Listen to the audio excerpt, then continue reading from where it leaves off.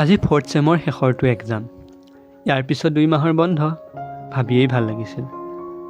আগৰ পৰীক্ষাকেইটাও পৰীক্ষাৰ আগদিনাহে পঢ়িছিলোঁ। শেষৰ পৰীক্ষাটোৰ আনন্দত ভালদৰে পঢ়া হোৱাই নাছিল। ভগৱানক ভৰসা কৰিয়েই ঘৰৰ পৰা ওলাই গ'লোঁ। কলেজ গৈ লগে লগে বন্ধুৰ লগত আলোচনা কৰিলোঁ। পঢ়াৰ বিষয় নহয়, এক্সামৰ শেষত ক'ত পাৰ্টি কৰিবলৈ যাম সেই বিষয়। মোৰ ৰোলটো চাই মোৰ ঠাইত বহিলোঁ। মোৰ আগত আমাৰ ক্লাছৰ টপাৰজন বহিছিল। কিন্তু সি মোৰ কোনো কামত নাহিব, কাৰণ সি কাকো উত্তৰেই নিদিছিল আৰু পৰীক্ষাৰ সময়ততো একেবাৰেই নিদিছিল। মোৰ ওচৰত মোৰ লগৰ কোনো নাই, গতিকে মই নাজানো পৰীক্ষাৰ বহীত কি লিখিম। পৰীক্ষা আৰম্ভ হ'ল। প্ৰশ্নখন চাই প্ৰায় 1 ঘণ্টা সময় পাৰ কৰি দিছিলোঁ। পৰীক্ষা ভালকৈ আৰম্ভ হোৱাই নাই, কিন্তু ৰিজাল্ট মই ইতিমধ্যে গম পায়েই গৈছোঁ। মোৰ কাষতেই বেলেগ বিভাগৰ এজনী ছোৱালী বহিছিল। এটা প্ৰশ্নৰ উত্তৰ তেওঁ 2টাকৈ পেজ ভৰাই লিখিছিল। আধা সময় পাৰ হৈছিল, ইফালে সিফালে চাই থাকিলোঁ। বহীত মাত্ৰ 2টা প্ৰশ্নৰ উত্তৰ। মনতে ভাবিছিলোঁ, যদি মই অলপ পঢ়া হয়। মই যে চিন্তা কৰি আছোঁ সেইটো দেখিলেই গম পোৱা যায়।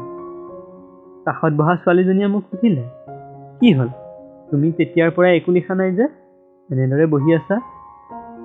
মোৰ মনত ভাৱ হ'ল যে তেওঁ মোক ঠাট্টা কৰিছে। মই মিচিকিয়াই হাঁহি এটা মাৰিলোঁ আৰু লাহেকৈ ক'লোঁ, কিনো লিখিম, একো যেন বুজিয়েই পোৱা নাই। তেওঁ অলপ ওচৰলৈ আহিল আৰু মোক ক'লে, মই তোমাক সহায় কৰিব পাৰিম। মোৰ অলপ ভাল লাগিল। মই তেওঁক সুধিলোঁ, যদি তুমি এই বিষয়টোৰ ওপৰত অলপ হ'লেও জনা মোক কৈ দিয়া, মাত্ৰ পাছ কৰা নম্বৰটো হ'লেই হ'ব। তেওঁ ক'লে, মই এই বিষয়টো একো নাজানো, কিন্তু মই তোমাৰ আগত বহা সেই ল'ৰাটোৰ পৰা চিটিং কৰি দিব পাৰিম। সি তেতিয়াৰ পৰাই সকলো প্ৰশ্নৰ উত্তৰ লিখি আছে।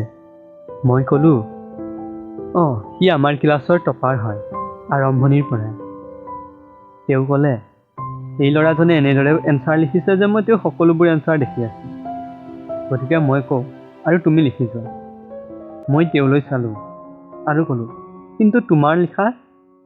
তেওঁ ক'লে, মোৰ ইতিমধ্যে লিখা হৈ গৈছে, মাত্ৰ 2টা প্ৰশ্নহে আছে, গতিকে 15 মিনিটত হৈ যাব। এই বুলি কৈ তেওঁ লাহে লাহে যিমানখিনি পাৰিলে কৈ গ'ল আৰু মই লিখিলোঁ। সেইদিনা পৰীক্ষা হলৰ শিক্ষকজনো সেই একে ঠাইতে বহি আছিল। তেওঁৰো যথেষ্ট সহায় হ'ল যে আমি ৰুমত ইমান কথা পাতিব পাৰিছোঁ। ইতিমধ্যে মোৰ পাছ কৰা নম্বৰ হৈ গৈছে। মই ভগৱানৰ ভৰসাত পৰীক্ষা দিব গৈছিলোঁ আৰু ভগৱানে মোৰ কথা শুনিও ল'লে। থেংকছ সহায় কৰাৰ বাবে, মই তেওঁক ক'লোঁ। তেওঁ পুনৰ ক'লে যে থেংকছ এতিয়া নহয়, পৰীক্ষা পাছ কৰাৰ পিছত দিবা।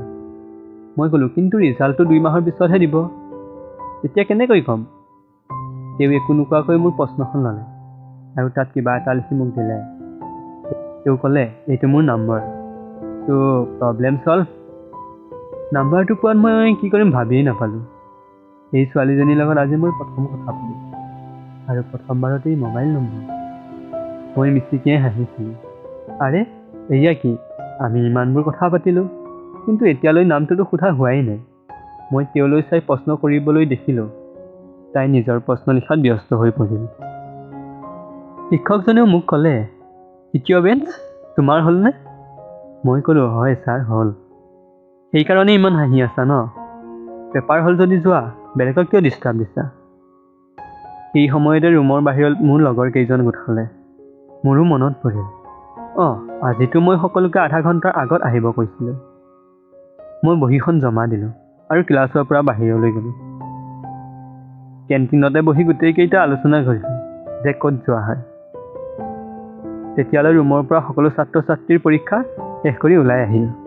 মাজতে এজনে ক'লে, আৰে প্ৰশ্নখনটো আলোচনা কৰি ল, চাইতো ল যে এই শেষৰ পৰীক্ষাত পাছ কৰিম নে ফেইল। সকলোৱে প্ৰশ্নখন উলিয়ালে আৰু আলোচনা কৰিলে। ময়ো পকেটত হাত মাৰিলোঁ, কিন্তু মোৰ পকেট খালী। আৰে মোৰ প্ৰশ্নখন ক'ত গ'ল? তাততো সেই ছোৱালীজনীৰ নাম্বাৰটো আছিল। হয়তো ক্লাছৰ পৰা সোনকালে ওলোৱা উৎপাতত প্ৰশ্নখন তাতে এৰি থৈ অহা নাইতো। আৰু তেওঁৰ নাম্বাৰটো নোহোৱাকৈ তেওঁক মই বিচাৰিম কেনেকৈ? পৰীক্ষা আৰু ক্লাছবোৰ শেষেই আৰু 2 মাহৰ বন্ধু। মই বন্ধুকেইজনক ক'লোঁ, তহঁত ইয়াতে ৰহ, মই আহি আছোঁ। মই তৎক্ষণাত সেই ক্লাছৰুমটোলৈ গ'লোঁ।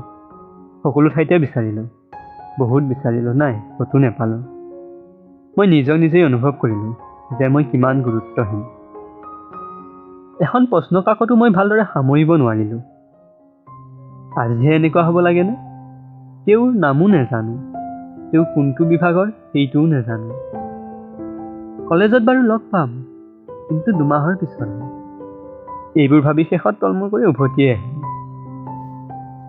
This is my number, so' problem solve. তেওঁৰ এই কথাষাৰে বাৰে বাৰে মোৰ কাণত বাজি আছিল।